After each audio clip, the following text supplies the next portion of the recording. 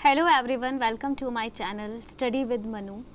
आज जो हम पढ़ने वाले हैं वो हैं एजुकेशनल इम्प्लीकेशंस, यानी जो वाइगॉस्की की थ्योरी हमारी चल रही है उनका क्या क्या यूज़ है, कहाँ कहाँ वो यूज़ की जाती है, उन सब चीज़ों के बारे में ही आज हम यहाँ पढ़ेंगे। तो जो पहला एजुकेशनल इम्प्लीकेशन था वो प्याजे कंस्ट्रक्टिविज़म के बारे में बात करते थे। तो जो ये वाइगॉत्स्की हैं ये भी कंस्ट्रक्टिविज़म के बारे में बात करते हैं, लेकिन ये बताते हैं कि जो बच्चा है ना वो सोशो कंस्ट्रक्टिविस्ट है, क्योंकि इनकी सोशो कल्चर थ्योरी है, इसमें सोसाइटी का बहुत बड़ा रोल है। जहाँ प्याजे ने नेगलेक्ट किया था सोसाइटी, ज़्यादा नहीं आका था, सिर्फ हेरिडिटी को इम्पोर्टेंस दी थी। वाइगॉत्स्की क्या कहते हैं, वो कहते हैं कि सोशल इंटरेक्शन से बच्चा चीज़ों को कंस्ट्रक्ट करता है। मतलब जैसे नॉलेज सोसाइटी में कंस्ट्रक्ट होती है ना, ऐसे स्कूल में जाएगा, उसके आसपास के बच्चे, टीचर्स, उनमें ग्रुप एक्टिविटीज़ वो करेगा, तो उनके साथ मिलके वो कुछ कुछ चीज़ें कंस्ट्रक्ट करता है, यानी कि रचना करता है कुछ कुछ चीज़ों की। तो यहाँ पे क्या आता है, ये वहाँ भी बच्चा डिस्कवर करता था नई नई चीज़ें, और यहाँ पे क्या करेगा, यहाँ ग्रुप में, वहाँ इंडिविजुअल करता था प्याजे की थ्योरी में, यहाँ ग्रुप में करेगा हर चीज़। उसके बाद एक्टिव रहेगा, ग्रुप में एक्टिव रहेगा, जैसे बच्चा क्लासरूम में एक्टिव रहता था वहाँ पे भी रहता था, यहाँ पे भी रहेगा।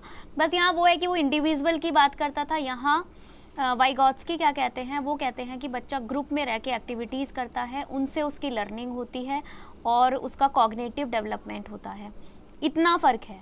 उसके बाद देखिए group learning and collaborative learning. मैं पहले हॉस्टल में रहती थी तो अकेले मेरी मन नहीं लगता था अकेले पढ़ने में, तो मेरी फ्रेंड्स थी शोभा, शिखा और आरती राठी, तो हम चारों का ग्रुप होता था और हम लोग पढ़ते थे आराम से। और तो हमारे जितने भी डाउट्स होते थे ना, किसी को कोई डाउट होता था, किसी को कोई डाउट होता था, तो हमारा पढ़ते समय हमारे वो डाउट्स क्लियर होते थे। तो वो जब डाउट्स क्लियर होते थे तो हमारी नॉलेज बढ़ती थी और ज़्यादा हमें मज़ा आता था पढ़ाई में। तो हम चारों एक साथ बैठ के पढ़ाई करते थे, एक ग्रुप हमारा था। तो हॉस्टल में बड़ा अच्छा लगता है पढ़ने में, जब हम ग्रुप में पढ़ते हैं ना, तो हम ना तो बोर हो सकते, ना हमें नींद आ सकती, और हमारा कॉग्निटिव डेवलपमेंट भी बहुत अच्छे से होता है, क्योंकि सबके कुछ ना कुछ क्वेश्चंस रहते थे, सबका कुछ ना कुछ डाउट रहता था। तो इस टाइप का जो लर्निंग होती है वो ग्रुप लर्निंग होती है, जब आप अपने फ्रेंड्स के साथ बैठ के पढ़ रहे हो या ग्रुप में पढ़ रहे हो या जैसे भी है, उसे कोलैबोरेटिव लर्निंग और ग्रुप लर्निंग कहा जाता है। ठीक है, अब देखिए चिल्ड्रन कोऑपरेट करते हैं एक दूसरे को। अब जैसे हम क्लासरूम में पढ़ रहे हैं और हम कोई किसी टॉपिक पे बात कर रहे हैं, देखिए ग्रुप डिस्कशन होता है। जब ग्रुप डिस्कशन होता है, हम अपने अपने डाउट्स होते हैं बच्चों के, आपस में क्रॉस क्वेश्चनिंग होके वो डाउट्स दूर होते हैं, ग्रुप लर्निंग। और ये इसमें हम एक दूसरे को कोऑपरेट करते हैं, है ना। उसके बाद प्रॉब्लम सॉल्विंग भी होती है ग्रुप में, वही चीज़ है, मतलब ग्रुप में पढ़ाना, वहीं डाउट्स निकलना, वहीं ग्रुप सॉल्विंग, ये सब वही चीज़ें हैं। अब देखिए टीचर यहाँ पे भी एक फैसिलिटेटर की तरह काम करेगा। टीचर का सिर्फ रोल है कि वो आपको फैसिलिटेट कर सकता है, वो आपको सिर्फ आपकी हेल्प कर सकता है। हेल्प वो कैसे कर सकता है कि आपको थोड़ा हिंट दे देगा, आपको कुछ चीज़ों के बारे में बता देगा। तो इस टाइप का जो टीचर का रोल है वो सिर्फ एक हेल्प देने के लिए है। आपको कोई क्वेश्चन नहीं आ रहा, वो आधा सॉल्व कर देगा। वो टीचर आपका क्या कर सकता है, कुछ आपको टिप्स एंड ट्रिक्स बता सकता है, आप फिर आगे उसको थोड़ा सा खुद कर सकते हो, मतलब आपको हिंट दे सकता है। तो एक हेल्प के लिए टीचर है। टीचर का रोल केवल इतना है कि वो आपको फैसिलिटेट करे, बाकी आपको खुद से करना है। आपको खुद, उन्होंने ZPD यानी कि जोन ऑफ प्रॉक्सिमल डेवलपमेंट के बारे में बताया था और स्कैफोल्डिंग के बारे में बताया था। तो ये सारे के सारे क्या है, स्कैफोल्डिंग भी यही है, टीचर वहाँ पे एक हेल्प कर रहा है आपका, या फिर कोई मोर नॉलेजेबल अदर का मतलब क्या था, एक MKO मैंने आपको एक टर्म पढ़ाई थी, वो होती है कि आपसे कोई आप हेल्प ले सकते हो ऐसे किसी पर्सन की। ज़रूरी नहीं है कि उसकी एज आपसे ज़्यादा हो, एज कुछ भी हो सकती है, बस वो उस फील्ड में उसे बहुत ज़्यादा नॉलेज होनी चाहिए। तो ये सब चीज़ें उन्होंने बताई। तो एजुकेशन में इनका बहुत बड़ा रोल रहा, क्योंकि ग्रुप लर्निंग और ग्रुप में पढ़ाई करना एक बहुत ही अच्छा तरीका है, जिसमें हमारा कॉग्निटिव डेवलपमेंट बहुत अच्छे से होता है, बजाय इंडिविजुअल पढ़ने के। ये इम्पॉर्टेंट है, ठीक है। ग्रुप स्टडी बहुत अच्छा एक वे है जिसमें हमारा कॉग्निटिव डेवलपमेंट बहुत अच्छे से होता है। तो कुछ ये चीज़ें थी जो वाइगॉत्स्की की थ्योरी ने बहुत हेल्प किया और इनकी थ्योरी बहुत फेमस भी थी।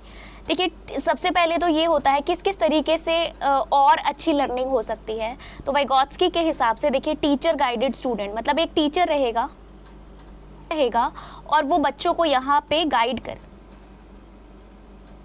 तो देखिए यहाँ पे क्या है, यहाँ पे एक टीचर हैं और वो इन बच्चों को क्या कर रहे हैं, गाइड कर रहे हैं। ठीक है,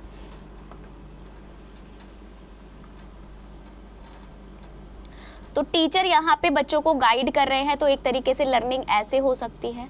दूसरी चीज़, लर्निंग देखिए ज़रूरी नहीं है कि हर फील्ड में टीचर ही बेस्ट हो।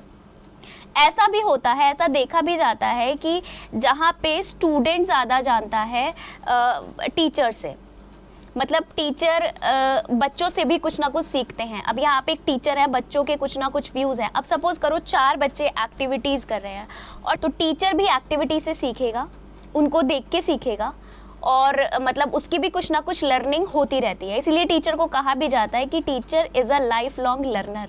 पूरी लाइफ हम कुछ ना कुछ सीखते हैं। आप भी टीचर बनने जा रहे हैं तो आप भी पूरी लाइफ, होल लाइफ एक लर्नर बन के रहना, और लर्नर बन के रहोगे। आप कुछ ना कुछ डे बाय डे सीखेंगे ज़रूर।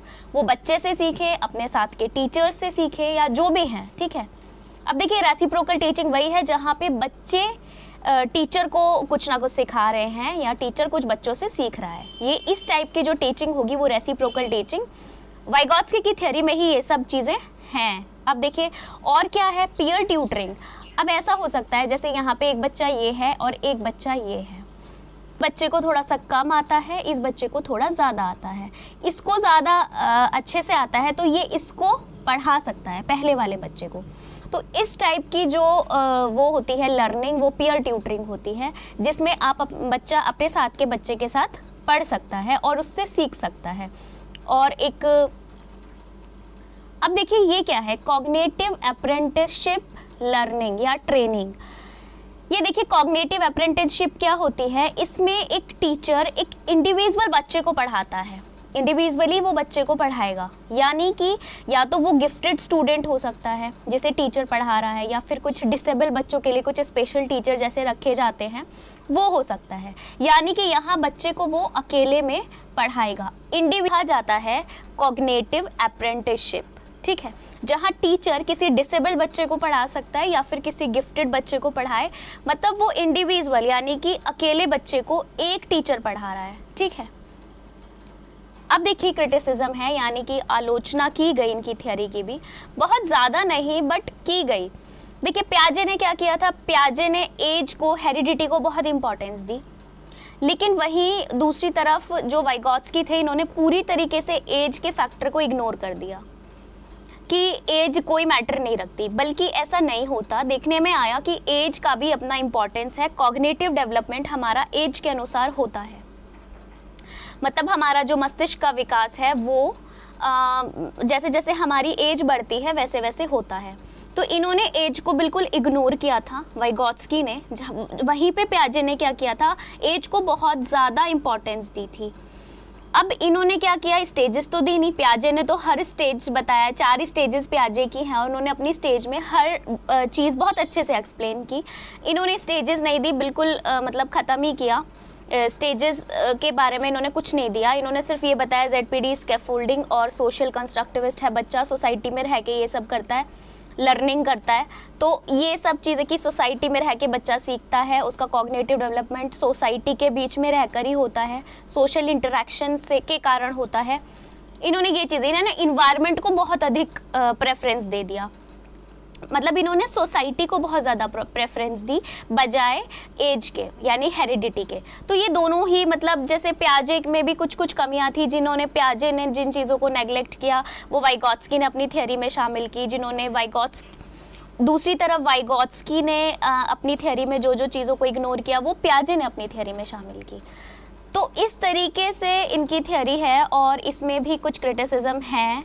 अब देखिए जैसे रोल ऑफ लैंग्वेज को इन्होंने बहुत ही ज़्यादा इम्पोर्टेंस दे दी, इतनी ज़्यादा इंपॉर्टेंस दे दी कि लैंग्वेज के साथ साथ बच्चे का डेवलपमेंट होगा। अब देखिए, अगर कोई गूंगा बहरा बच्चा है तो ऐसा तो नहीं है ना कि उसका दिमाग का विकास ही रुक जाएगा। तो उनको भी लैंग्वेज अगर नहीं आती है, मतलब वो बोल नहीं सकते, वो सुन नहीं सकते, उनकी खुद की मतलब भाई लैंग्वेज तो यही है ना कि आप अपनी, जैसे मैं यहाँ बोल रही हूँ हिंदी इंग्लिश, तो वो मेरी भाषा है। अब अगर कोई बच्चे अगर कुछ बच्चे ऐसे हैं जैसे जो गूंगे हैं, बहरे हैं, ऐसा तो नहीं होता ना कि लैंग्वेज अगर उनकी इम्प्रूव नहीं है या लैंग्वेज डेवलपमेंट उनका नहीं हुआ है तो उनका कॉग्निटिव डेवलपमेंट भी नहीं होगा, ऐसा तो नहीं है। तो इन्होंने लैंग्वेज को बहुत ज़्यादा इम्पोर्टेंस दे दी, कुछ ज़्यादा ही ओवर एम्फेसाइज कर दिया। तो उस केस में क्या होता है कि यहाँ पे जो वाइगॉस्की के अकॉर्डिंग लैंग्वेज को इतनी ज़्यादा प्रेफरेंस दी, लेकिन ये बात भी कहीं ना कहीं गलत थी। यानी कि बच्चे, अगर कोई गूंगा है, बहरा है, तो वो अपनी लैंग्वेज खुद मतलब बना लेते हैं, वो अपनी लैंग्वेज का यूज़ करके कॉग्निटिव डेवलपमेंट उनका होता है, वो अपनी बात समझा सकते हैं, ठीक है।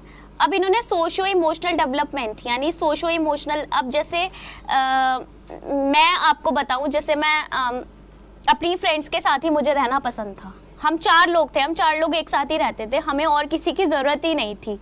तो अगर कभी ऐसा हुआ कि वो तीनों मेरे साथ नहीं हैं और मुझे किसी के साथ जाना है मार्केट, तो मैं नहीं जाती थी, मैं इग्नोर करती थी कि मुझे नहीं जाना है क्योंकि शोभा शिखा यहाँ पे है नहीं, तो मैं नहीं जाती थी।